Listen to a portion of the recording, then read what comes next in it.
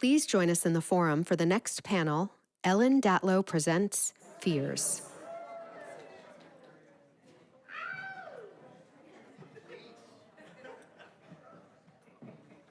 Somebody got funky.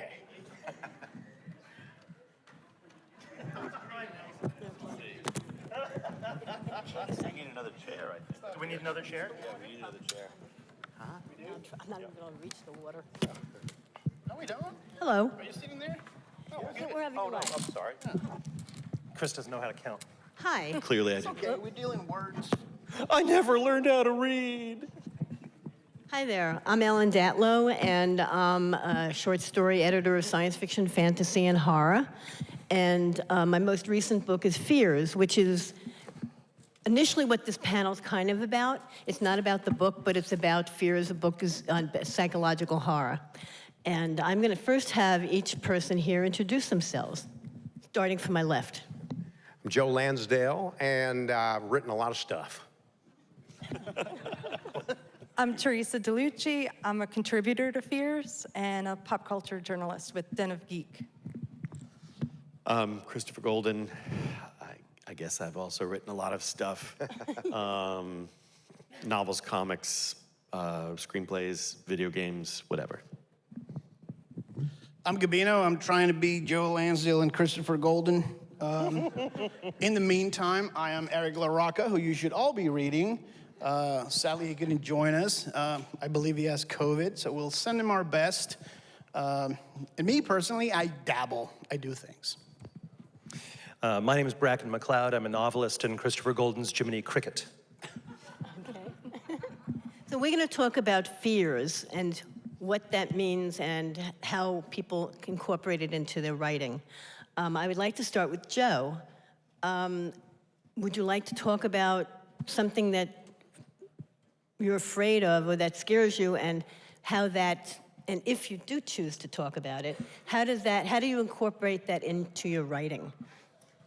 I don't really have supernatural fears. I mean, I can enjoy a supernatural story or write one and feel that fear when I'm reading it or writing it. But the stuff that really scares me is more of the real world, you know, and that comes out in a large percentage of my work, even if it has supernatural or super normal elements. So for me, it's really about fear of like what happens to the family, what can happen to you, what other people can do to you. I mean, to me, one of the scariest novels I ever read was, it's called, most people will recognize it by Cape Fear. And that was written by John D. McDonnell. You know, and that one, and the first movie too is extraordinary. The second one I didn't like much, but the first one is so real, and it feels so real that to me is very frightening. Or things like Night of the Hunter and things like that, which are all in one sense horror novels, but they're also in another sense realistic suspense. Theresa, what scares you, and if something scares you, how do you incorporate it into your writing, or do you? Well, I've got a lot of fears, for sure, a lot of anxiety. But you know, as a New Yorker, bed bugs. I've gone past that. But then there's, you know, more existential stuff. I mean, we're in a library, banned books. That really bothers me a lot. But, you know, I think when it comes to writing and horror, I love a good monster, but it's more, again, like Joe was saying, how people around it react to that. You know, what a haunting does to a family, what a werewolf can do to a woman and her relationships. Things like that. But, you know, then it's the usual fears of, like, illness, losing your mind, things like that, for sure. My greatest fear is being the person in the audience whose cell phone goes off. I'm kidding. Happens all the time. No, you know, it's funny. There's so many different, I don't believe in the supernatural, but I think that the supernatural can still scare me, right? But for me, it's definitely, again, real world, all the things that Joe and Theresa were saying. But for me specifically, I've written 2 books where the theme of it was loss of identity, whether that comes from, you know, cranial trauma or dementia or whatever it is. That it's terrifying to me. I've seen it happen so many times in my family. And so that terrifies me, but also, not to go on this tangent, I was asked a question, I remember it so well. About, I don't know how many years ago at Horror Find, someone said, what scares you the most? And my response was, at the time, nothing scares me more than the fact that politicians have decided they no longer need to pretend that they're telling the truth. And that was a long time ago. Now it's even more so. So the sort of unreliability, or as I think Charles DeLint said one time, the softness of the ground under our feet, is terrifying. I'm afraid of the IRS. Have you ever written a story about that? Not yet. I think it comes and goes. Like the usuals now as an adult. It's like sickness and poverty and being unprepared for something or something happening to my kid. But I remember growing up, and I think those fears were the ones that kind of go into my work. I really thought sinkholes were a really bad problem. Like you could just be walking around. I thought I was gonna find quicksand a lot more. So yeah, fears just grow. Certain types of movies in certain decades, like quicksand was all over the place. I remember there was a film called Kudzu. It was like this film about how kudzu, which is a plant native to the South, was taking over, and it would be in New England by, and it was the same thing with the killer bees. They'll be in New England by, and I'm like, oh shit, the killer bees and the kudzu are gonna kill us all. Yeah. Well, Carl Wagner did the one with the kudzu and the little creatures that were living in it. Bracken? Kudzu. I'm a Gen Xer who, as a teen, lived in Colorado Springs under the glow of NORAD. And so I'm pretty much cauterized to fear because I lived every day with the knowing that we would be vaporized by a nuclear bomb. I used to be really afraid of clowns, but I did like some extinction therapy and worked that out. So now, being kind of like I'm not kidding, I'll tell you about it, but now being sort of a gray-bearded man of a certain age, what scares me the most is my own body. Like, oh, I haven't felt that before. Like what exists inside my body over there that hurts now? Well, I used to, people ask me, what scares you? And I've always said, and I believe it, true life, real life. I mean, I'm not afraid by the supernatural. I don't really believe in it, but as one of you said, I think it might have been you, Christopher, I don't believe in it, but a good story or book can make me temporarily believe in it long enough for me to be, I can't say scared by it, books don't scare me, but to be made really uneasy and feeling the creeping dread. To me, dread is a part of fear. And Bracken and I, originally when I was talking about the book, what I wanted to do, I think I got, part of the idea was from our discussion, I think maybe 2 years ago probably, about fear and dread and terror and what the difference is. And I don't know if you remember, can you talk a little about that? Well, I remember thinking about how fear and dread and terror exist on a continuum, and fear, dread is the worry of the thing that is about to happen. And fear is the feeling of the thing that is happening, where terror is the anticipation of that thing that's happened coming back around and happening again, right? And that's why, terror attacks are a thing. You blow up something and people suddenly become terrorized, they become fearful of this horrible thing happening again. In that moment, they feel fear. Right, but these are all overlapping categories where you can be, feeling dread and fear and terror all at the same time. But I think they exist along a continuum, and so they mix together. But I feel like they're fairly distinct in terms of present tense. Like, what am I feeling right now? It's one of these. So based on that definition, would you say that what the feeling that I have leading up to November is terror? The feeling you have leading up, yeah, possibly, because what we're dealing with is you're dealing with the trauma of 2016 to 2020, and the right? fear of and the fear of it recurring. So a little bit of dread, a little bit of terror, right? Yeah. Ellen, it's your panel, but do you mind if I ask you a question real quick? So are you really saying, being scared reading is one thing, because usually I just feel like it's more being unsettled, so you really have never read a book or a story that made you frightened or... Not in the way you're talking about. All right, one time, and I was reading Salem's Lot in a a large apartment on the Upper West Side. I don't know where everyone else was. I was in the living room. It was getting darker in the room because it was getting to be dusk. And I was a little unnerved. Was I frightened? I was frightened to, and the lights weren't on. I was frightened to go to the bathroom.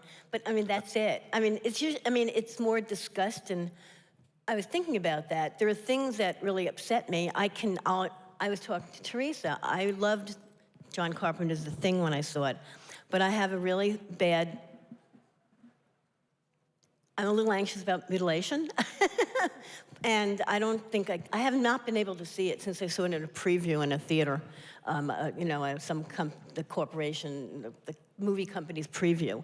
And I've read about it and I want to see it again, but I don't think I have the nerve to watch it again. Well, you're in luck. We're going to show it right now.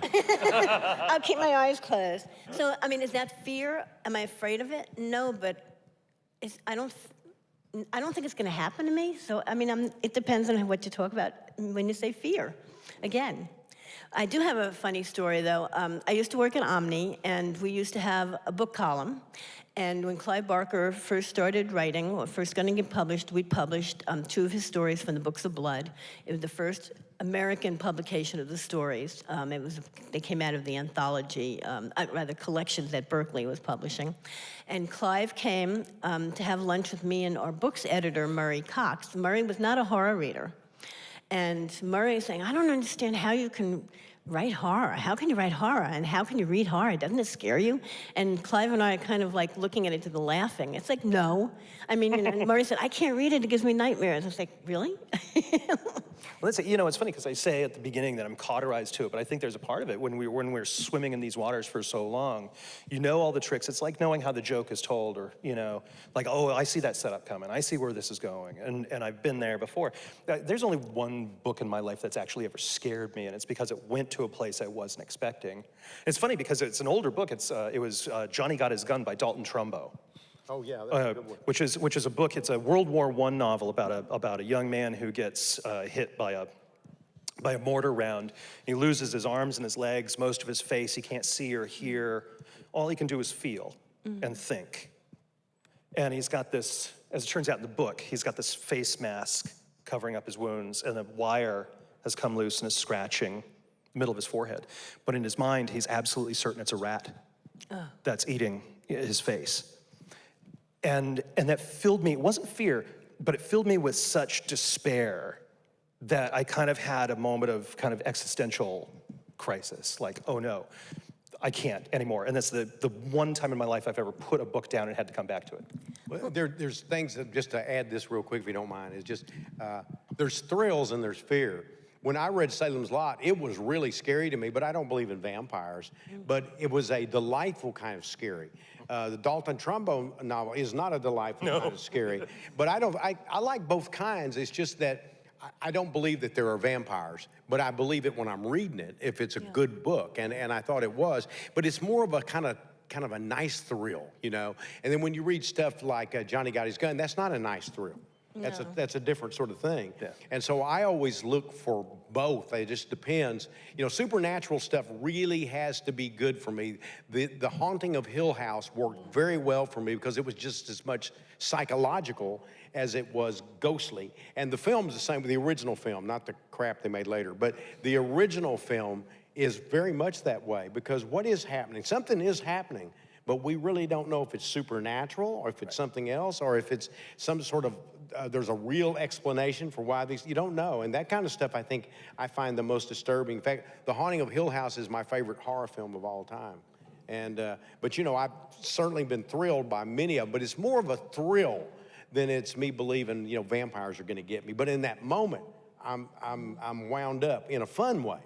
But things like, Johnny Got His Gun, there's no wind up good there. There's no fun to be had in that book, yeah.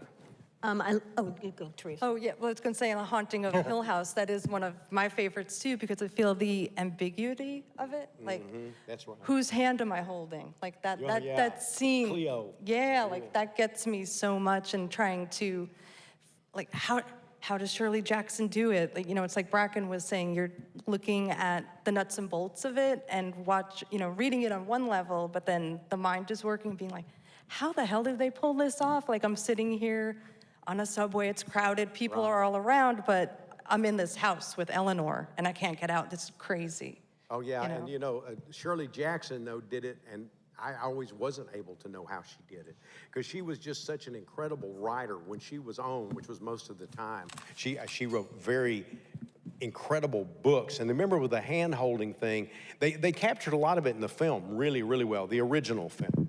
But she's got her hand and she looks over and the lady she thinks she's holding hands with is on the other side of the room. Shirley Jackson was great. She wrote a story, my favorite Shirley Jackson story is a story called The Witch. Oh, yeah. And it's about this woman and her child who are on this train. They're headed into the city on the train. And this man sits down across from them and he starts talking to her kid, the way you talk to a stranger's kid. You're like, oh, hey, what are you doing? Where are you going? And as the conversation progresses, he starts telling this child about how he killed his sister. He cut her head off. And the child's like, you cut her head off? And he's like, I cut it right off. And the terror in the story is the woman who's bringing her kid to the city doesn't realize what's happening until it's too late, and it's happened. And this child is fully aware of the knowledge of what this guy has said to her.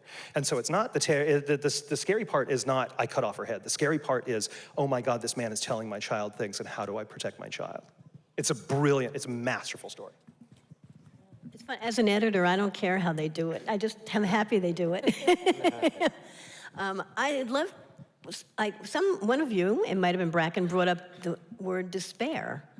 And, people are always asking me, what's the difference between dark fantasy and horror? And I have my ideas. And I realized one of them, there doesn't have to be despair at the end, but that certainly doesn't hurt to create a feeling of horror. I think it's easier to tap those negative emotions if you can put yourself in a place that is a baseline. Like despair is a launching pad for fear. Yeah. Right? Because if you're already despairing, you're already worried about these people, it's easier to do it. You can do a thing where, it's the Hitchcock example, right? If you got two people sitting at a table talking about baseball, and then a bomb goes off, you've got this big shock, and a bomb has gone off, and you've seen this horrible act of violence. But if you have two people sitting at a table, and then you pan down and you show there's a bomb underneath the table, and ticking down, and then you pan back up and they talk about baseball, now you've set up a scene filled with anguish and possible despair and fear of what's to happen. That's how you write that story, because the bomb going off sure is great and it works and it's impacting, but it's so much more impacting to have the anticipation of violence. I think writing about this sort of thing requires of me at least, requires a certain level of sadism. Because you're talking about despair and the establishing of despair, and immediately I start thinking, well, in a novel, I want to establish at some point we get to the point of a tone of despair, but within that there is that hope. And usually in a novel, for me personally, when I write, usually there is sort of a, there may be of some kind of victory, but it's not without cost always. But the cruel part of me wants to say, okay, I'm gonna have the despair, I'm gonna lace in some hope, I'm gonna have the main characters working toward that hope and fighting for it. And then the moment when we realize they're never going to get what they really want, they're never going to really win, in a weird way, that's both real despair, but it's also terror. You reach a moment where it's like, oh, that sort of like, we might win, but There's something at a cost. Yeah, not just at a cost, but just that this won't be an even exchange in the end. We're gonna, we may survive, but we'll never be unscathed. We'll never be, And I think that taps into our real world fears, right? So if that's a supernatural story, it taps into real world fears. Also, I just want to quickly say, the only book that ever scared me as an adult, like past the age of 20, is a novel by Ramsey Campbell called The Grin of the Dark, which I found just deeply unsettling. Again, not scary in the sense of like, oh, I have to, but it just really crept under my skin in a way that nothing else really has. The Jaws jacked me around, the novel Jaws and the film, because it's a real thing, and it's could done happen. done so suspensefully that I was nervous about taking a bath for a week. I couldn't go in the ocean for years. And I noticed when I saw that Bathtub movie the first time, and people may not feel this way now because there's been so much of that, I had my feet up in my chair. And I didn't realize it, and I looked and I had pulled my heels up against the chair because I didn't want the shark to get me down here. And I didn't even know I was doing that. And so that movie really scared me. The book scared me, but in a pleasant way, very pleasant way. See, I have a really unpleasant scare in Jaws. And it's the opening scene where, the girl goes swimming and she gets whipped around. And it's this, it might just be me. She's swimming, and the shark gets her and thrashes her around and then slams her into the buoy, and then bloop, and a minute later she pops back up, takes a gasp, and then bloop. And then the next, 20 seconds of the movie is just the sound of the waves and the buoy. And that scares the ever-living piss out of me. Just that 20 seconds of silence. And part of it is I can't swim, right? So you're screwed. Just looking at that makes me feel uncomfortable. And then the idea that she's below the surface. Well, the silence of it, though, is just reminding you of what has happened. How the silence was broken and then put back. Yeah. But there's a crack. That's good stuff. That's the expert filmmaking. Yeah. I would like to read a story about the guy at the beginning of the movie they were drunken and laughing and flirting with each other, and basically he persuaded her to go skinny dipping, or I don't remember who persuaded whom, but then he passes out drunk you never see him again in the story. And I'd really like to read a story about him living with that. Processing his trauma. Concurrent with the rest of the movie or the rest of the book, anyway. Well, the kind of guy he was now, he probably went, damn, I'm lucked out. Probably, but also there's got to be more than that, it's got to be traumatic in some way. Ellen, I think we need a Jaws anthology. There have been Jaws stories. Jaws stories. The Wrong Shark by Ray Cluley is about the making of Jaws and about a kid who is obsessed with Jaws. Close to Shore is about the stuff that inspired Jaws. If you've ever come across that book called Close to Shore, it's really good. I don't know. What's that one about? It's about the real things that inspired the story in New Jersey, the real shark attacks that inspired Jaws for Peter Benchley. Right. It's funny because Chris talks about consequences. And this hits home because I used to be a litigator. I used to be a criminal prosecutor, and then I worked in anti-discrimination lawsuits. And what he says about consequences is really impacting, because there are consequences and you can never take them back, even when you're the person who's done nothing wrong. And so I would have clients who would come to me with their cases, and what they tell you in the law is, you'd sue somebody to make them whole. But the problem is, no one is ever going to be made whole again. If you've been a victim of crime, you are now that person with that trauma and those memories. And a little bit of money, or knowing that a person is in jail, is something, but it's not wholeness. The world in which you were whole doesn't exist anymore. Well, the scariest part is when the person seems to have no impact on their lives. Yep, wasn't me. And you don't think those people are out there? They are. Oh, they are. They're the sort of people who don't really care about other folks. A sociopath. To me, that's far more frightening than how it affected them is frightening. But the idea that, well, it wasn't me, things worked out. To me, that's scary. That's frightening. No, I met that guy, yeah. I did just have an anthology idea. I'll talk to you afterwards, Ellen. All right, let's do that. Let's do it. Oh, no. I'm done. That's why I'm going to tell Ellen about it. Okay, when you're writing horror, is there, I don't know anything, I'm not a writer, I've never been a writer, so I don't really understand the writing process. But when you're writing horror, do you have to switch off or switch on something emotional to when you were talking about, do you have to be cold-blooded? You're saying you were sadistic, you feel sadistic towards your characters.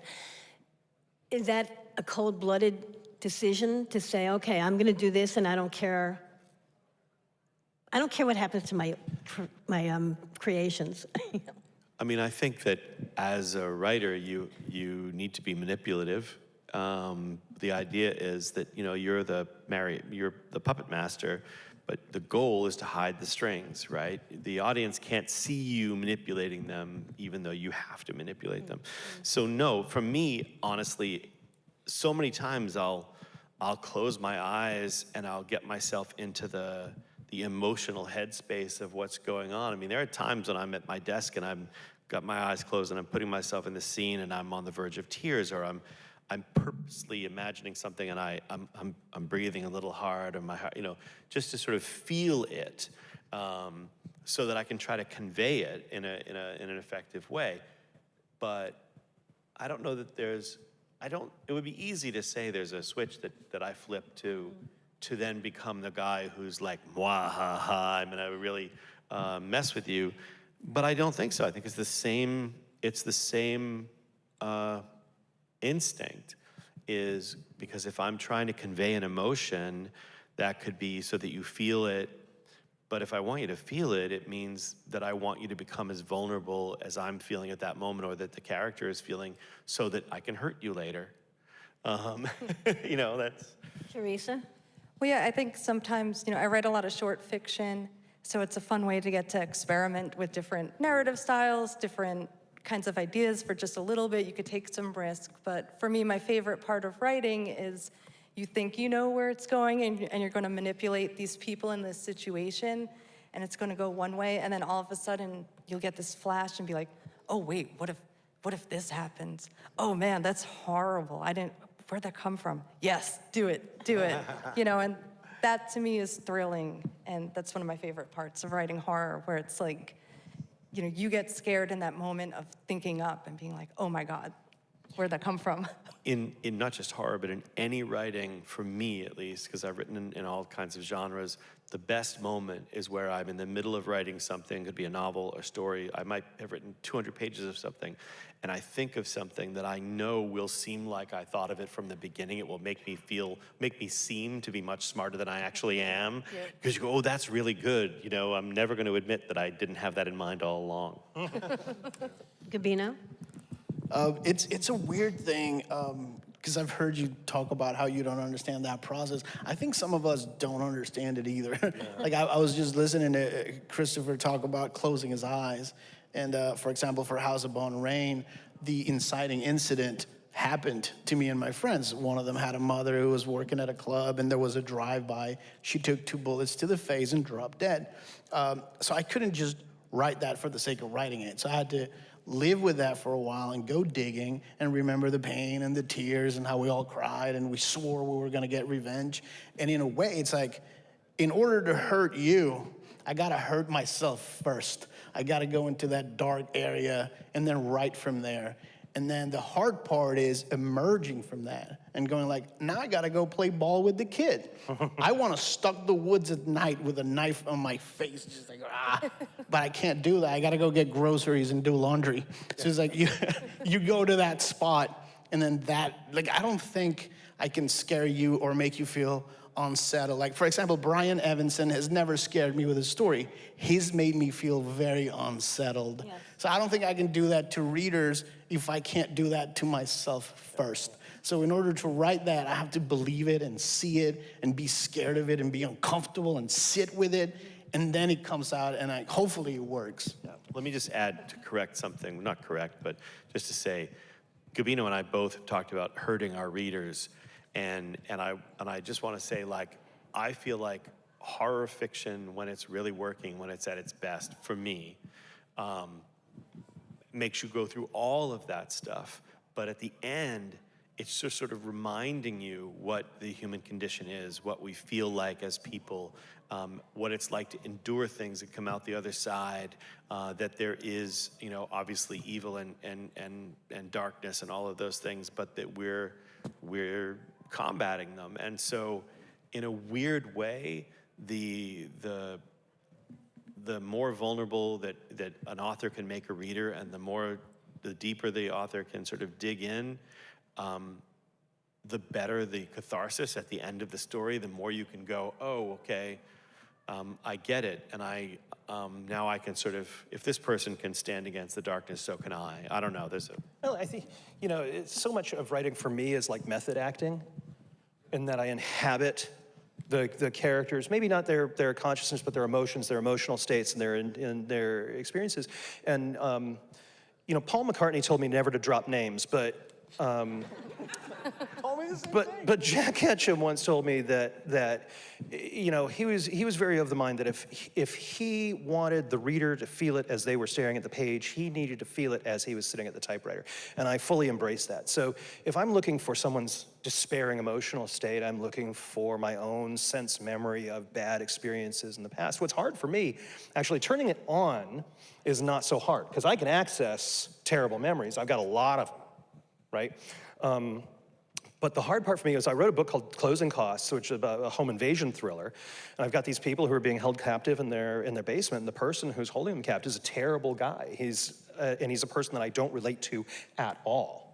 But I just spend a lot of time in his head thinking about the kind of guy who feels entitled to other people's things, who feels entitled to inflicting pain on other people without feeling remorse about it. And it's funny, I wrote a book set in the Arctic and I had to do tons of research. And I'm like, I'm never doing that again. I'm gonna write a story that I don't have to do research. And so I set it in my own home with characters based on me and my wife. And that was so much harder to recover from, because I spent the whole day imagining this horrible person being in his head doing horrible things to me and my wife. And then at the end of the day, I gotta go do the laundry and take my kid, you know, to guitar practice and do all these things. And so turning it off is harder because you're in there. You know, good horror fiction to me is often offensive. And I think some people are trying to write fiction that's less offensive, and I don't always think that's the way to go.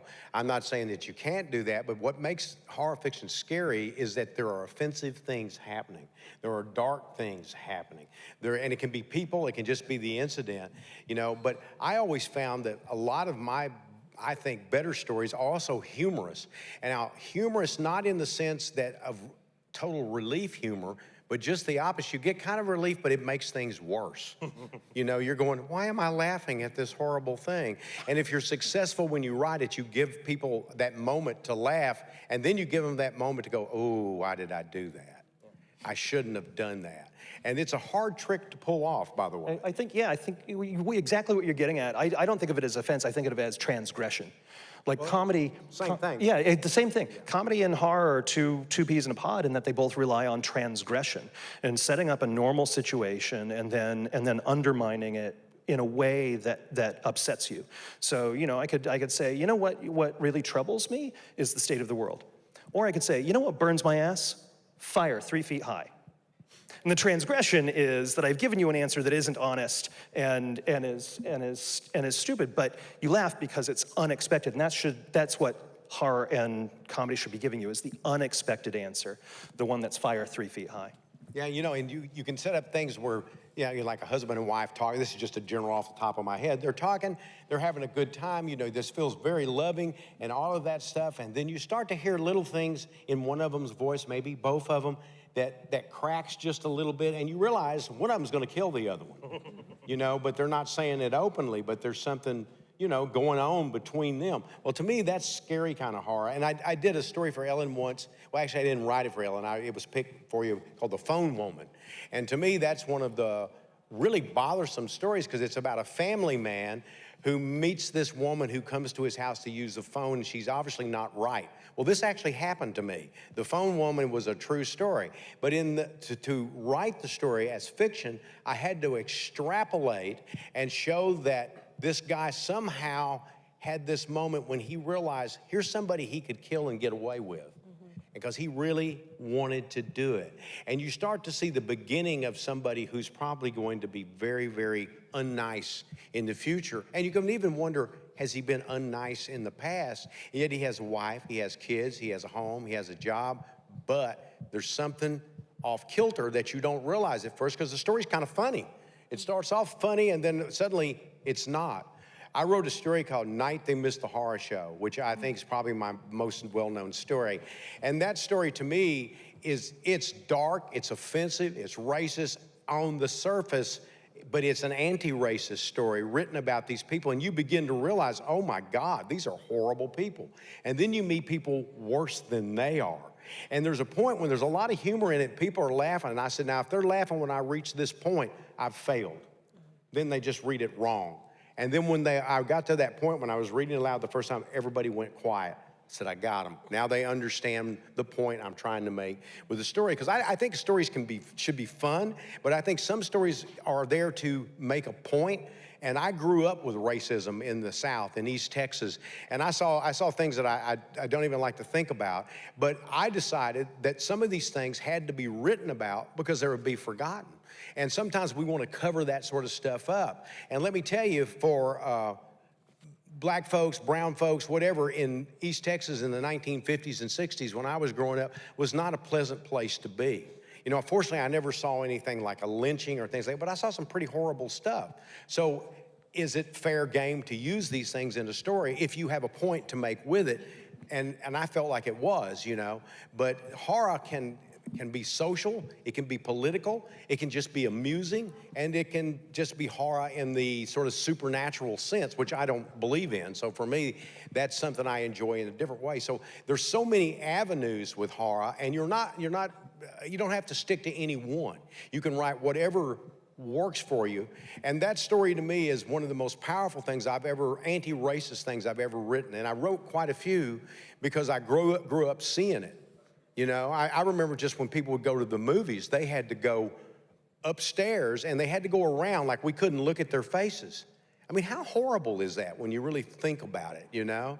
And they didn't even have a restroom. So if they had to go to the bathroom, they had to go downstairs, go across the street to one that had been built across the street. And then they would come back, well, they're missing part of the movie. And then people would say, well, you know, they're urinating up there in the carpet. I would too, you know? And so all of these things, just that background is scary enough. And then a lot of times you can write a story that you can use supernatural means, but you can also use the reality of that time to point out where we have been and where we don't want to return to.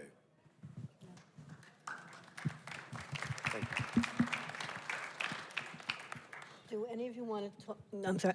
Do any of you want to talk about the story, your own story that you think is really powerful and you hope will make an impact like Joe's does? I mean, I don't know if you want to or not, you know. I'm happy to. I'll talk about. So my story in Fears is called Backseat, and I didn't have the idea for it. My friend Tony had posted on Facebook that his car had been broken into. He lives in this rural town in New Hampshire, and broken into just meant that they opened his unlocked car. But they stole this roll of quarters that he had in the center panel that he kept for parking in like Manchester or whatever. And in the snow beside his car were two sets of footprints, one adult size and one child size. And the comment section below his post, and his post was pretty neutral. He was like, oh yeah, no, somebody stole the quarters out of my car, and there were two footprints of, you know, adult and child. And all of the comments below were excoriating the adult for being a terrible parent and for teaching their child how to steal, and that child should be taken away, and this is what a horrible thing, it's abuse and all this stuff. And that was when I had the idea, what if I wrote a story about that couple? About that father and child who are struggling, and the only way they can make money is to find unlocked cars in the middle of the night. And so that's where that story came from, was I wanted to find the heart of these two people who are stealing from cars. And I wanted to subvert it by showing that the people who are stealing from the cars are not bad people, they're good people. But the people that they're stealing from, who have all the trappings of respectability, a nice car, a nice house, all this stuff, they've done something really terrible. That gets uncovered in that story. And so, yeah, I wanted to play with the idea of what other people's thoughts of what's horrible, what's not horrible, how do you raise a child were. That's where that story came from. Yep, my story in Fears is called Cavity. It's kind of based on an urban legend. I don't know that it's really a fact, that the average person will come across about 32 murderers in their life and not know. I don't know if that's a real fact, but in the story it could be. So it's a story about one woman and the different murderers she comes across. And it's, you know, yeah, it could be someone on this panel. You know, it makes you look at... I'm sure it is. One in every 6, and if it's not me... It could be Bracken. But, you know, the seed for that story really came out of just, there was a terrible rash of female joggers in New York City who got murdered. And I jog, and, you know, just listening to a lot of true crime podcasts, things like that, and really thinking about that kind of crime and how that affects you and gets in your head and how prevalent that could be across different ages, different races, just as a woman or someone who identifies as a woman.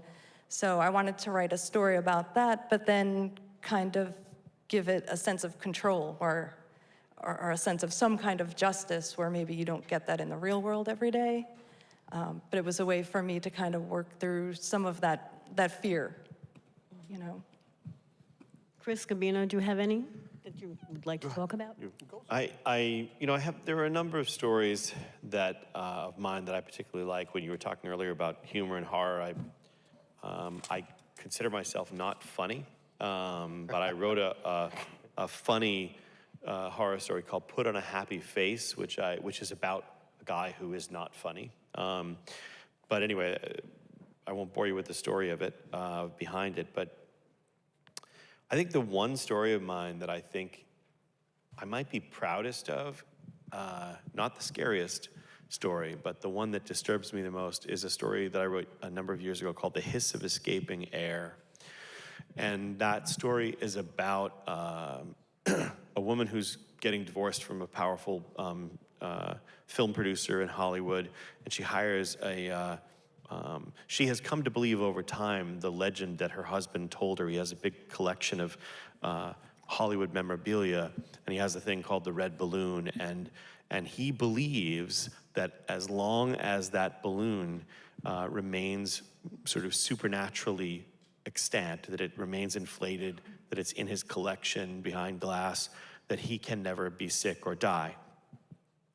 So in the course of their, they despise each other. She hires a guy to break in and steal the balloon and bring it to her. So we have this thing where essentially she pays him off. He gives her the balloon, but as he gives it to her, he reveals that the husband has paid him more, and that now the balloon is hers and it's in her possession, and he's punctured it with a pin, so it's slowly leaking air. And she's freaking out. She has come to believe that this is true, and she's freaking out, and she thinks, I'm gonna die. And she's rushing around the sidewalk in Santa Monica in California trying to figure out what to do. And she's trying to give it to people, and she's like, get away from me, you crazy woman. And she forces it into the hand of a child whose father like pushes her backwards, and she falls down or whatever. And then she's running away. But to me, that's the most unsettling thing, is the fact that this person who is ostensibly our protagonist has just taken this thing that she believes is going to kill her and passed on her death into the hands of this child intentionally. And I think that hopefully when you get to the end of the story, you'll feel what I felt when I wrote it, which was this horrible, feeling of dread, of knowing what's to come. And I'm more a novelist than a short story writer. I haven't written a lot of short stories that I love, but the ones that I really love, and that one I think is really way up there. It's kind of the portrait of Dorian Gray in a way. Instead of the portrait, it's the balloon. It's got to be, that's cool though. Gabino? I don't like any of my stories. No, I'm joking. I love them all. They're like little babies. I wrote a story in the middle of the pandemic that was not horror. It was for an anthology called Lockdown. It was a charity anthology to send money to writers who didn't have insurance. So I wrote that story for them while not having insurance. It's titled Everything's Going to Be Okay, which is the most anti-Gabino title ever. And it is not horror, but it's horrific. It's a guy in the Texas coast who works as a fisherman, and his wife is basically dying from COVID. And she doesn't believe that COVID is real, but he gets up in the morning, gets on the boat, and there's a new guy on the boat who's very happy to tell all of them how he's just hiding out in the water because he stole some money. And this guy is in a desperate situation, and he wants to get his wife better. And it's a story about how you think you know people, and everybody in this room is the right set of circumstances away from committing that murder. So it was like, there's no supernatural elements, but you see this very good guy who's very concerned about his wife, really loves his job, hard worker. Fishing in the Texas coast is not an easy gig. And then suddenly this guy is just mouthing off about all this money that he stole that's in his car. And he's like, that could be my future. He's new. He could go overboard. So it's a story where I really try to say, hey, there's a lot of things that we do in our heads to ourselves to get through the day, to convince us that we're not that bad. And I love that story because it's like, we keep saying everything's gonna be okay. And sometimes you have to step back and you're like, no, fuck no, nothing's gonna be okay. And that just made it all the more horrific. Yeah, ritualistic chant, everything's gonna be okay. Actually, I wonder if we have some time for questions. If anyone has a question, is there a mic over there someplace or not? No questions. We're not doing We're audience. not doing audience questions, sorry. So there, keep your So questions. there. You can ask them at the signing, yeah. after. So Yeah. I will jump in real quick with Oh, something okay. since we have time to say that, following up on what Gabino said, if you've never seen the Alfred Hitchcock film Strangers on a Train, if you want to talk about dread, I highly recommend it. It's one of my favorites. My favorite Hitchcock is Shadow of a Doubt. Yeah. That to me, because it's like the everyday family, and there's this one guy, the uncle, Uncle Charlie. Uncle Charlie. And they're all psychological horror. There's no supernatural aspect in these at all. I mean, to me, the most effective supernatural horror has psychological depth to The it. Haunting, or Yeah. The Haunting of Hill House, and as the film, don't watch the second. Forgetting- it's terrible. forget yeah. the other one. Right. And Cape Fear, to me, is one of the most terrifying novels I read. It was called The Executioners by John McDonnell and John D. McDonnell. And it was made as a film with Gregory Peck and Robert Mitchum and Betsy Palmer, I think. And that film's terrifying. The remake doesn't do a thing for me because they overdo everything. The other one is realistic. It's like, this is a real family. And in the new remake, you hope they kill that family because they're just awful. But in the first one, you have this feeling for the family and that you're scared what's going to happen to them. But that book is dread and fear in the simple, realistic way. And for me, it's one of the most powerful books and films I've seen. Again, the original. Well, I think you're both alighting on an interesting thing, which is that you can tell a supernatural story, but if you don't have a human core at the center of it, you're not going to have impact. So, you know, Friday the 13th, as much as I love those movies, they have very little human, you know, sort of depth in the center of the story. It's a lot of types, and some maybe you like the kids or you don't like the kids or whatever, but ultimately you know that the undead, unstoppable killer is going to kill them all. Same thing with all of those slasher movies in the 80s, which I love, but they don't scare me because I don't feel the stakes the same way I feel in a movie like, well, yeah, like the Straw Dogs, you know, The Siege of Trencher's Farm, right, is the novel, where you like these people, you want to see them survive. And, well, that's not a supernatural story. My mind immediately goes there. That's a siege novel. But, you know, a supernatural story that has at its core humanity is more impactful than just the monster that eats you. Okay. All right, we're supposed to wrap it up now or soon. We have, Eric LaRocca was supposed to be here but has COVID, but we are giving away a drawing for an arc of his book, At Dark, I Become Loathsome. Several copies. Huh? There are several copies available. There are, how many, all right, there are a bunch, I don't want to have. So are you going to do the drawing, Jennifer? I've Oh, got you the have it. tickets Oh, right here, okay. so I assume people got tickets because there are tickets over here that I'm going to Okay. pick from. Drum roll, please. All right, I love how programmed Number- we all are. 464147. Anybody? 464147. Going once? Nope. Nope. All right. Jennifer says. We have a lot of tickets in here. Wait, What? 464. What? It's her. It's me. Is it really? It's fixed. It's fixed. But you already got a copy. should we do- I already got a Wait, copy, so she please gets- Wait, speak again. Theresa, is that your ticket? Yeah, that's my ticket.